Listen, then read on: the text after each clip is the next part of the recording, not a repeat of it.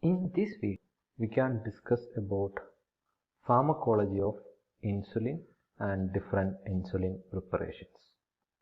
It's an important topic from the pharmacology of drugs used in hormonal deficiencies and hormonal disorders. Here, we will discuss some introduction about the different pancreatic hormones like insulin and glucagon, some introduction to the diabetes mellitus, and regulation of release, mechanism of action, and different preparation and uses of insulin and its preparations. So, as we all know, insulin and glucagon are the hormone which are released from the pancreas, especially islets of Langerhans, and which have opposite action in glucose level, blood glucose level. So when will the insulin will released in our body? When blood glucose level increases, usually the beta lymphocyte cells of Langerhans of pancreas will release insulin. So as the part of release of insulin, insulin have different action at the different sites. In liver, it will convert the glucose into glycogen and it will store in liver as glycogen to reduce the blood glucose level. And it will stimulate glucose uptake by the cells, and in cell it can be converted to ATP for energy. Thereby we can reduce the blood glucose level. Also, glucose uptake to the different tissue also will increases. All this action will lead to decreasing blood glucose level. So if the blood glucose level decreases below a point, then the alpha cells of pancreas will release glucagon. So glucagon have the opposite action as that of insulin. So if there is an decreasing blood glucose level, glucagon will release from alpha cells of pancreas, and the pancreas the alpha cell will convert the stored glycogen to glucose, and it will release into the blood from the liver. And also glucose is released from the tissue back into the blood. So all the action will lead to increasing blood glucose level when glucagon is released. So this is the some basic information about the hormones from pancreatic axis, insulin as well as glucagon. Now coming to diabetic mellitus. Diabetic mellitus is a metabolic disorder which is characterized by hyperglycemia. There will be an increased blood glucose level, then glycosuria, hyperlipidemia, negative nitrogen balance, and sometimes it may seen as ketonemia. And the diabetic mellitus is mainly classified into two, type 1 and type 2. Let's see what is type 1. Type 1 diabetic mellitus is also known as insulin dependent diabetic mellitus, or juvenile onset diabetic mellitus, or childhood diabetic mellitus. And this type 1 form of diabetic mellitus is less common. Only 10% of the cause of diabetic mellitus is shown by is seen as diabetic mellitus type 1, and there is low degree of genetic predisposition for diabetic mellitus type 1. And what is the reason for type 1 of diabetic mellitus? Usually this type 1 is caused by inadequate production of insulin because of some autoimmune diseases. So thereby there will be some destruction of some beta cells of pancreas.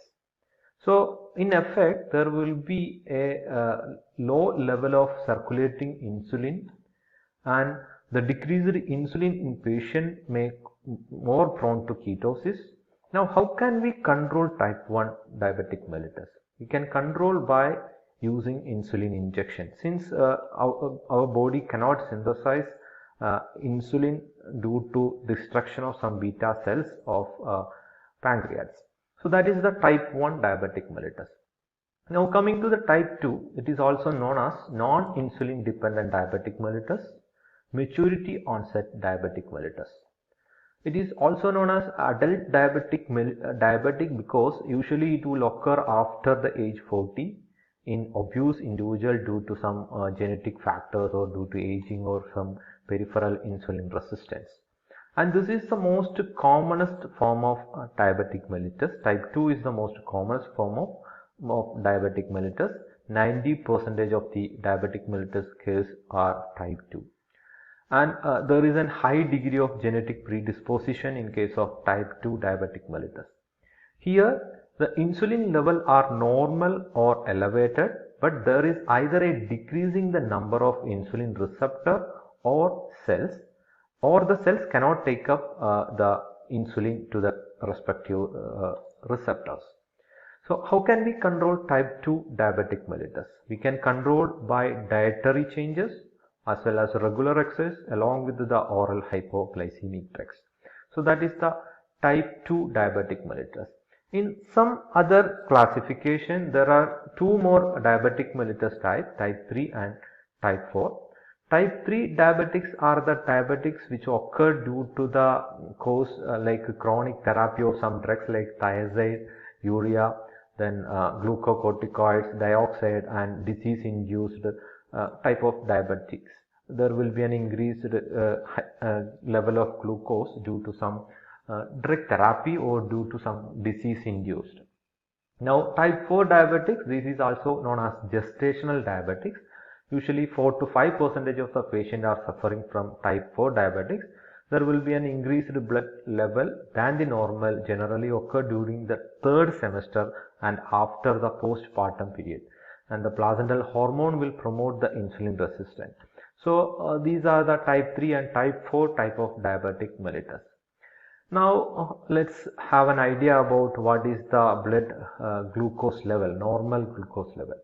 We will consider the blood glucose level normal if it is between 60 to 100 milligram per deciliter in fasting and 160 to 180 milligram per deciliter in case of postpartum or after food. So we will consider the glucose level is pre-diabetic if it is between 100 to 125 and 180 to 200 fasting as well as after the food. Now this is important. The diabetic condition is considered to be treated if the blood glucose level is more than 125 in fasting and more than 200 in case of after food. So in this case, if there is an increasing blood glucose level and that is due to type 1, that is insulin independent because body cannot synthesize the insulin. So that case we have to treat the diabetic mellitus by using insulin preparations. Now, what are the complications of diabetic mellitus if we are left untreated? So it may lead to different macrovascular as well as microvascular complications. These macrovascular complications are associated with large and medium sized vessels. So it includes different conditions like coronary heart diseases and stroke.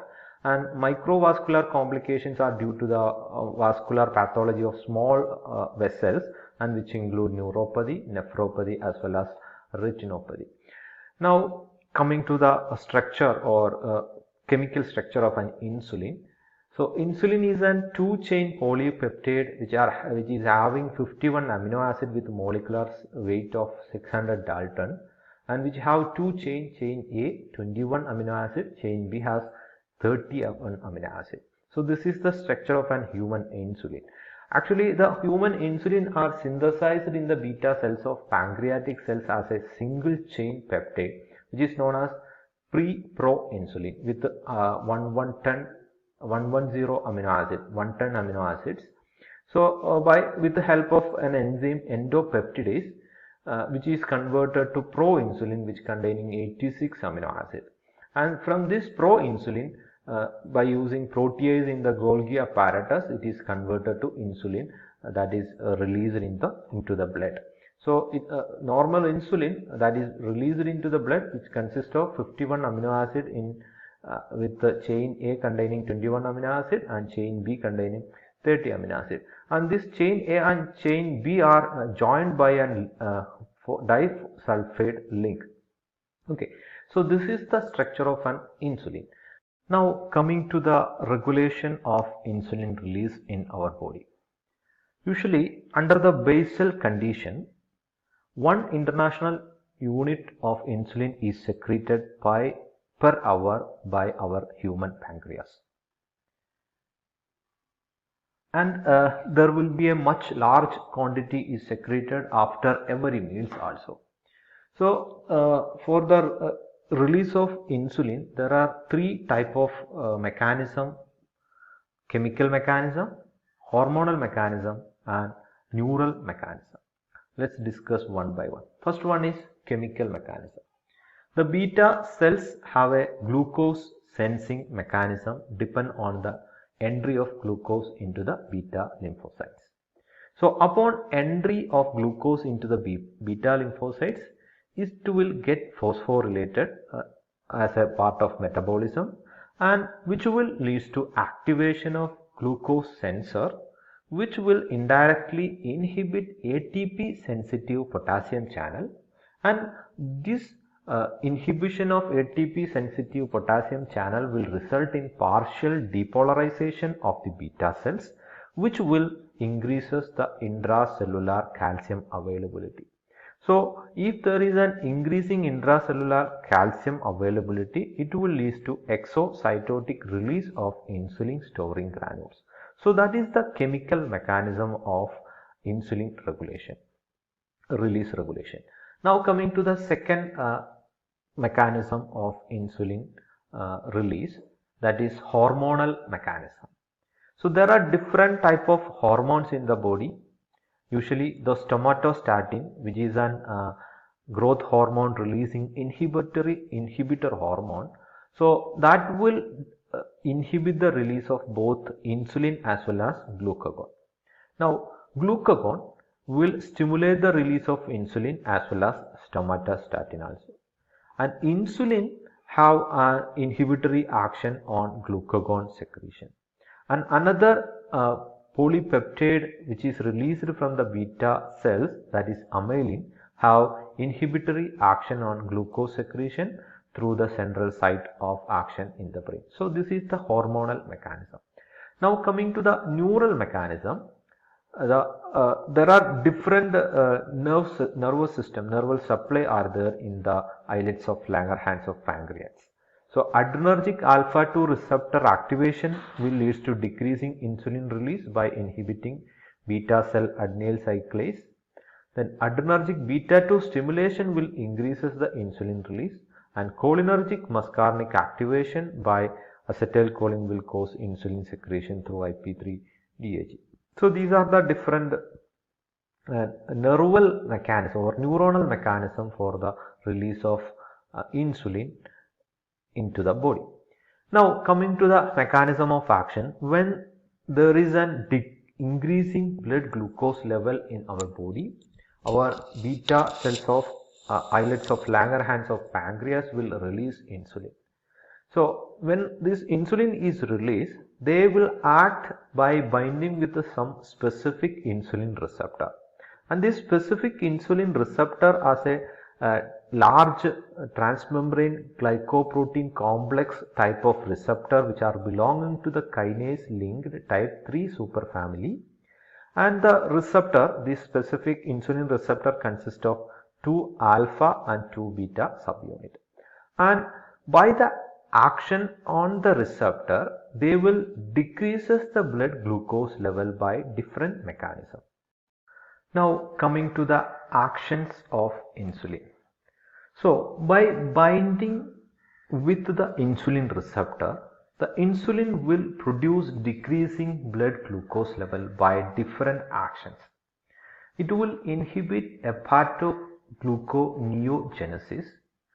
It will inhibit the production of glucose for the catabolic reaction from non-carbohydrate precursors, as well as it will promote glycogenesis which is the formation of glycogen from the sugar, and also it will promote lipogenesis and protein synthesis, and also it will decreases glucose level by transporting blood glucose level into the different cells and tissue, and it will decreases glucose level by increasing utilization of glucose by phosphorylating to glucose 6-phosphate form, and it also will inhibit lipolysis in the adipose tissue, and also it will increases the absorption of glucose from filtrate in kidney for the excretion. Thereby it will enhances the excretion of glucose and it will decreases the blood glucose level. So these are the actions of insulin in different organs to produce hypoglycemia. In liver, it will increases glucose uptake as well as it will increases glycogen synthesis. It will inhibit glycogenolysis, that is the splitting of glycogen to the glucose. So it will inhibit the glycogenolysis as well as it will inhibit glucose output from the liver, and it will inhibit gluconeogenesis from the protein, pyruvate, free fatty acids and glycerols in liver. In muscle, the insulin will increase glucose uptake and utilization. Insulin will inhibit the proteolysis as well as release of amino acid, pyruvate, lactate into the blood, which form the substrate for gluconeogenesis in the liver. In adipose tissue, it will increases the glucose uptake and storage at the fat and glycogen, and it will inhibit the lipolysis and release of free fatty acid and glycerol, which form the substrate for gluconeogenesis in the liver. So these are the actions of insulin to produce hypoglycemia in different organs. Now coming to the preparations of insulin. So if we are deficient with the insulin, our beta cells of islets of Langerhans have some problem to release insulin. We may have to use insulin preparation that are prepared from different sources, and the oldest commercial preparation was produced from beef as well as pork pancreas. But there was so many disadvantages. The important one was it was containing 1%, that means around 10,000 parts per million of other proteins like proinsulin and other polypeptides, pancreatic protein, insulin derivatives, etc. So problem with these other proteins are they were antigenics. They will cause different allergic reactions and immunological reaction in the patients. Due to this, these preparation from beef as well as pork pancreas is no longer is produced, and which is totally replaced by highly purified pork or beef insulin or recombinant human insulin or insulin analogs. So in 1970 we were discovered new techniques to purify the proteins or insulin. So we had used gel filtration or ion exchange chromatography were used to produce single peak monocomponent insulin, which containing less than 10 ppm or parts per million of proinsulin. That's why due to this purification process we could have reduced the immunogenicity of the insulin due to the different other proteins like proinsulin. So this monocomponent insulin are more stable and which cause less insulin resistant as well as less injection site lipidostrophy. There was low disturbances in lipid distribution at the injection site. So after that, now currently we are using recombinant DNA technology produced or human insulin produced by recombinant DNA technology, which is produced from E. coli like proinsulin recombinant bacteria, from in yeast, Precursor yeast bacteria, or by enzymatic modification of porcine insulin. So these are the some examples of human insulin that are produced by recombinant DNA technology which are there in our market, like human atrapid, humulin and Insuman, then humincillin.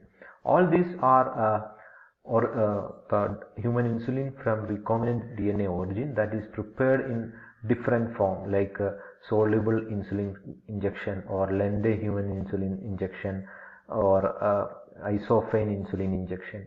So these are the different insulin preparation that are produced in different manner to achieve different onset of action as well as duration of action.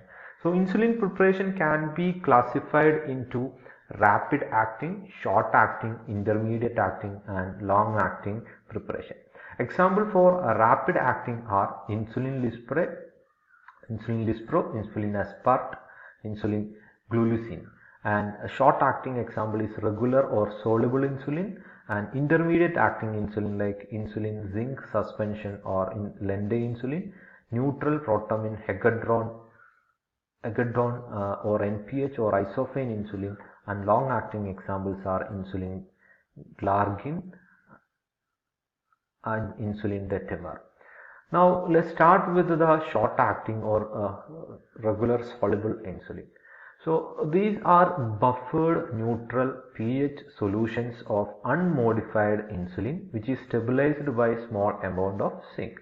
So what happens is at the concentration of injectable solution, the insulin molecules will self-aggregate to form hexamer around the zinc ions.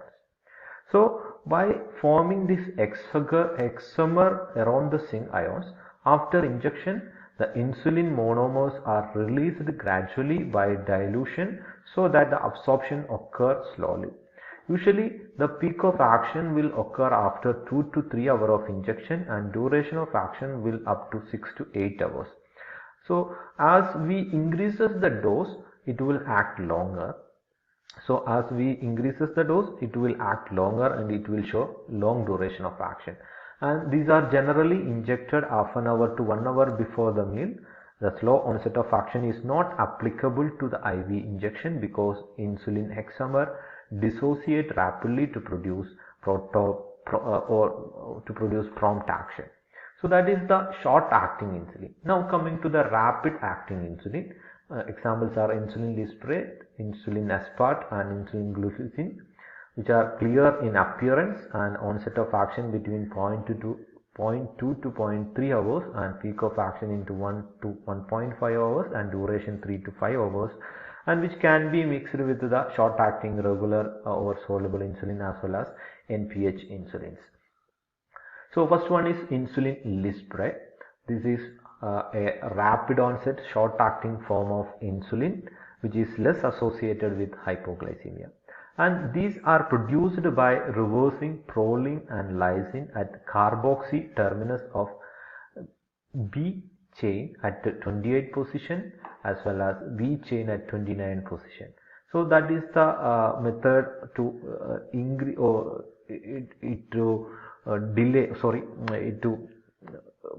make it short acting. It forms very weak hexamer so that it will dissociate rapidly after subcutaneous injection, which will result in quick as well as more defined peak as well as short duration of action. It need to be injected immediately before or even after the meal so that dose can be altered according to the quantity of food consumed. Given 50 minutes before to the meal has its peak around 30 minutes to 90 minutes after the injection. Now coming to the insulin aspart, it is a rapid onset short acting form of insulin which is less associated with hypoglycemia, and in this the proline at the 28th position of B chain of human insulin is replaced by aspartic acid. This change will reduce the tendency for self-aggregation, and the time of action as the profile is similar to that of insulin lispro, and it is more closely mimic the physiological insulin releasing pattern after the meal with the same advantages of the insulin lispro. Now coming to another fast acting, rapid onset, short acting type of insulin, that is insulin glulicin. In this the lysine is replacing asparagine at the 23 position of B chain, and glutamic acid replacing lysine at the 29 position of B chain. properties and advantages are similar to insulin lispro. It has been particularly used for the continuous subcutaneous insulin infusion by the pump, and it can be given anywhere in the site of anywhere in the body 15 minutes before to 20 minutes after the meals. So that is all about the rapid onset and ultra short acting form of insulin preparation. Now coming to the intermediate acting insulin preparation like insulin zinc suspension or Lente insulin and proton neutral protamine hegadrone or NPH insulin or isophane insulin. Usually these are cloudy in nature and onset of action with 1 to 2 hours and peak of action with 8 to 10 hours and duration of action 20 to 24 hours, and this can be mixed only with the regular insulin. Okay. Now, what is Lente insulin or insulin zinc suspension? So, this is a mixture of 7 to 3 ratio mixture of ultra-lent insulin as well as semi-lent insulin. This ultra-lent insulin is a long-acting, large crystalline and practically insoluble particles of insulin in water. So, this is short, long-acting. Ultra-lent is a long-acting insulin, and it is combined with the 3 ratio of semi-lent, which is a short-acting, smaller particles of amorphous precipitate of insulin with zinc ion. So, due to this mixture, the intermediate action will be produced. Onset of action is slower but more sustained action than the regular insulin, but it cannot be given by IV route. Now coming to the isophane neutral protamine hegadrines, isophane insulin or neutral protamine hegadrine insulin. This is a suspension of crystalline zinc insulin combined with the protamine, which is a polypeptide. So by the conjugation with the protamine, it will delay its onset of action and prolong its effectiveness.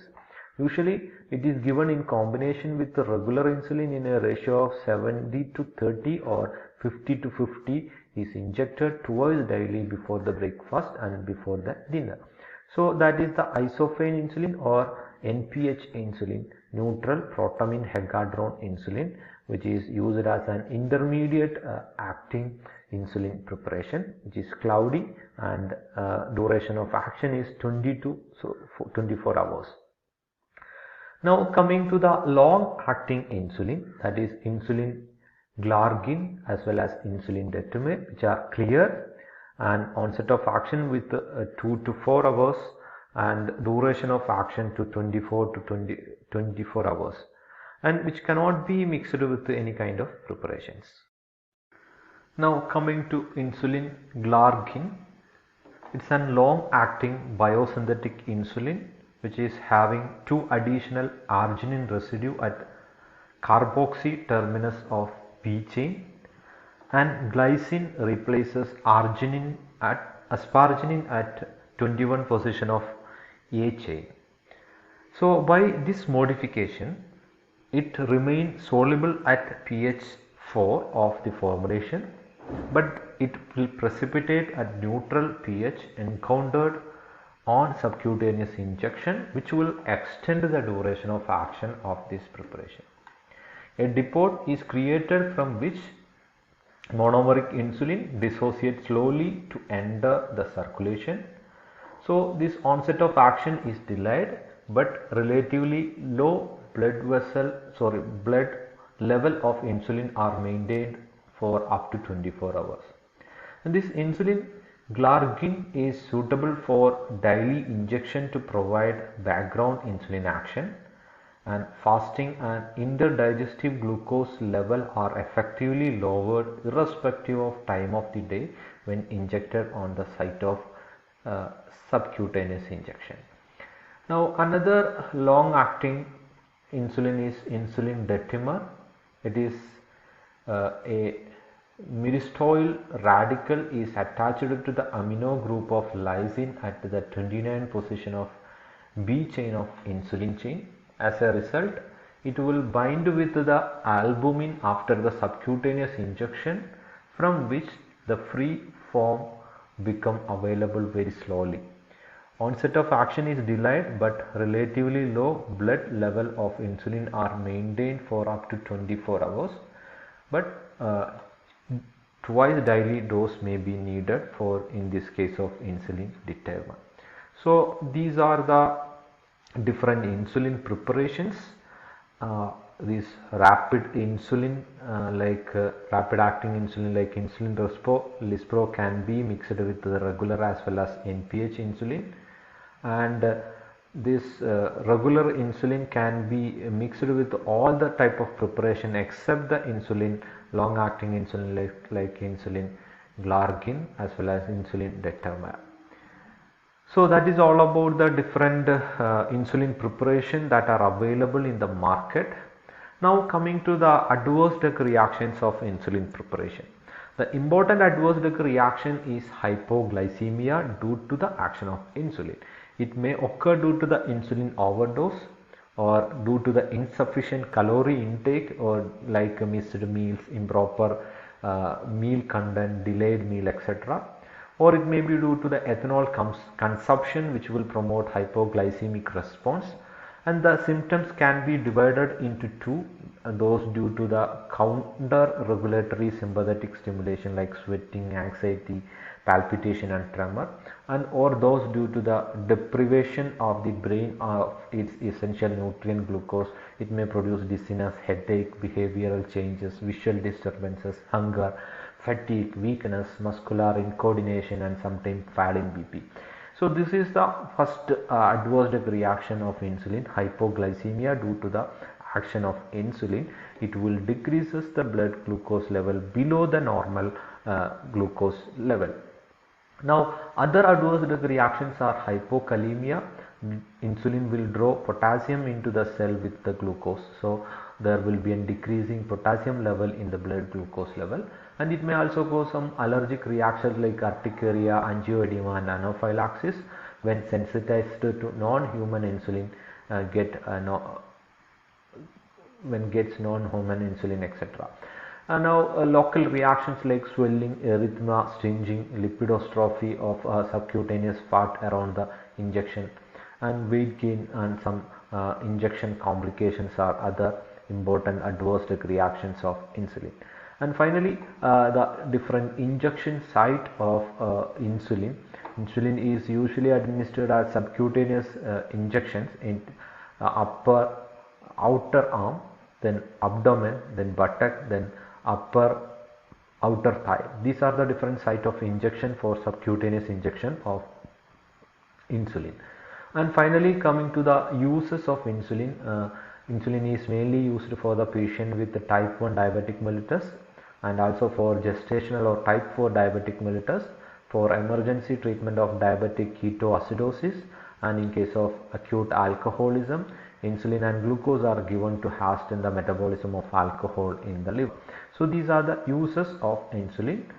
So that is all about the pharmacology of insulin. Here we had discussed about the different hormones produced from the pancreas like glucagon as well as insulin, and then an introduction to the diabetic mellitus and insulin structure and its regulation of release and mechanism of action as well as pharmacological actions of insulin to reduce hypoglycemic effect, and finally the different insulin preparations and their adverse reaction and uses. Hope it is clear. Thank you for watching this video.